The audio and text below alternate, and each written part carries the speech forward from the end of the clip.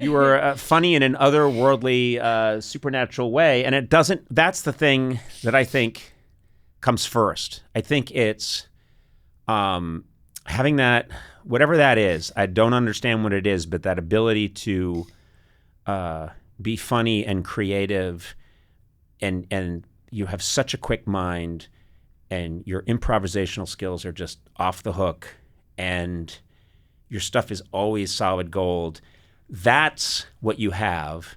And then you're using it, I think, to tell this story, but you know that rule number one is the work. Oh, yeah. And when Nick Stoller and Judd and I sat down and started working on the movie, no one ever thought this is a historic movie. It's the first gay this or the first gay that. We didn't even know at the time. Right. You know, we just said, what happened to great comedies that make people laugh out loud consistently for an hour and 45 minutes that also move you and are feel-good movies? You know, like that genre of movie has disappeared. You know, I grew up with all these great romantic comedies, as did Nick and as did Judd. They're straight, I'm gay, but we bonded over our love for movies like Moonstruck and When Harry Met Sally and Working Girl and Broadcast News, which is like one of my favorite movies ever. Me too. Absolutely. And genius, Tootsie. yeah. And they've stopped making those movies about straight people. Forget gay people. They don't even make that kind of sophisticated,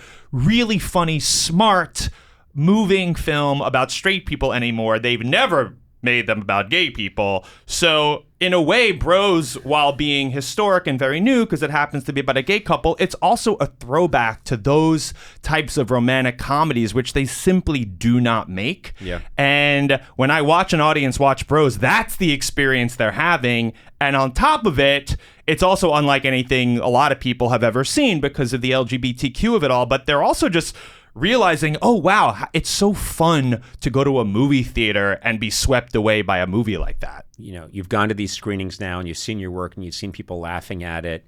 Are you able to, because this is something I asked different guests this over the years because it's something that kind of fascinates me. Connect with that moment when you think about all you've been through and all the years where it wasn't happening and you're out on the street, literally out on the street trying to make it happen, and they're trying to put you into a FedEx envelope to send you to Bravo. Yep. And now you're having this moment. Are you able to connect to it? Because it isn't a given that you can. Part of being me is that I really care about doing a good job, especially with this movie. Like, the pressure is on for me personally. It's my first big movie, but then I also have my whole community, you know, waiting to see how I'm going to represent them. And then I have the industry waiting to see how it's going to do. So there was a lot of pressure. Any movie's a lot of pressure, right? Especially a comedy. It's really hard to make a lot of strangers laugh. But this movie had all these other things that were on my mind too.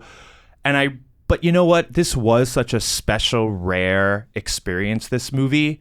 And I did think about all those generations of LGBTQ folks in Hollywood who did not get this opportunity, who would have just, who would just be shocked to see that this was happening. And the fact that I was getting it and this whole cast of openly LGBTQ actors, that we were getting this opportunity. And, you know, there was a moment we were filming, me and Luke McFarlane, he plays my boyfriend in the movie, and we were filming a scene, this sort of classic New York rom-com walk and talk on Central Park West. And we were filming it, and I thought, this is Tom Hanks and Meg Ryan, you know, this is Woody Allen and Diane Keaton, this is all those movies I grew up watching, like all those New York rom-coms, but it's about two gay guys. And no one has ever had this experience. It's being produced by the same studio that makes Jurassic World and Fast and the Furious and the same guy who made Bridesmaids and all these movies that I love. And I literally told myself, you better fucking pause right now and look around, because this is special. Like, this is a magical thing and you get to be a part of it. And you need to take 5 minutes to stop worrying about it being good and all the things you want it to be, which is very hard for me. But you need to just live in this moment, because it really It's very unique. I'm glad you did that. I'm glad you had that moment. And then I screamed at the crew to get back to work and let me have my magical moment. What are you eating? Where'd you get that profiterole? We're not paying for that. Slap. The moment is for me, not you. Look, you had me because that was a nice moment, but then you were cruel to people who work for you. I'm sorry. And that is my mantra. I thought you were going a different direction. Quiet, Sona. I'm speaking. There we go. Okay, that makes sense. No, I didn't do that. I know. We know you didn't do it. And I didn't really ever treat you badly, Sona. He did. Quiet. Please, cut her mic. And make sure I tell people because, we don't even really talk that much. On this podcast, we don't... It's funny. It's not like the late night show where I'd always end by saying, "Oh, and here's where you can see." It's not really about projects so much. This I'm definitely want to get the word out because Bros is in theaters. It's coming September 30th, and only in theaters. Don't be a lazy bitch. You got to get up off your couch. You got to actually leave your house and go to a movie theater to see it. But I am telling you, that's what makes it an incredible experience. I think we've all convinced ourselves, I did too, especially during COVID, that watching a movie at home is the same, or maybe even better. I am telling you, I have now sat through all these screenings of Bros at multiplexes all over the country.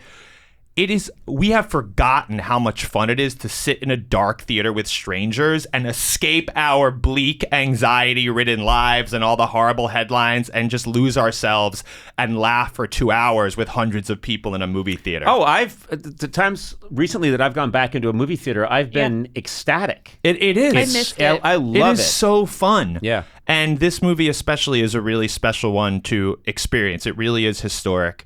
And, I really hope everyone checks it out.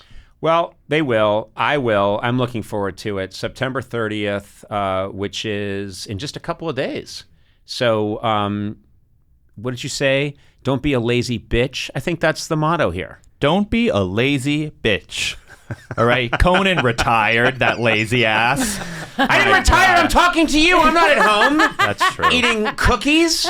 I want to be, but I'm here getting the word out on Bros. I'm working as hard as I ever did. I want to buy those Greek islands back. I had to sell them. It's so strange because sometimes I have this overwhelming impulse, and we've talked about this, Sona, where I want to tell someone I'm proud of them, and I think that's weird because if I'm proud of somebody, it usually is reserved for, I'm your dad, or I was instrumental at the beginning. No, I've famously tried to crush your dreams at every turn, but I really am. I'm proud of you. You're a very good person. I think you're a really principled creator, and you're very talented. Thank you. And you're doing something.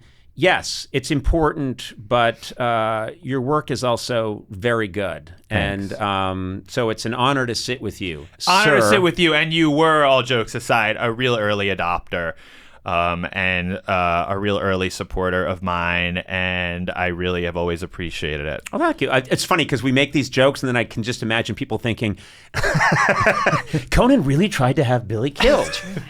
That'd be such a strange choice. Honestly, I could use the headlines, so lean in. You don't know what I've been through as a gay man. I couldn't get married, I couldn't have children, and then Conan O'Brien tried to assassinate me. That's the stuff you always had to cut out of Billy on the Streets was ninjas attacking you. Yeah. Which you should have kept in, by the way, because that was I thought, very funny really addition. funny bit.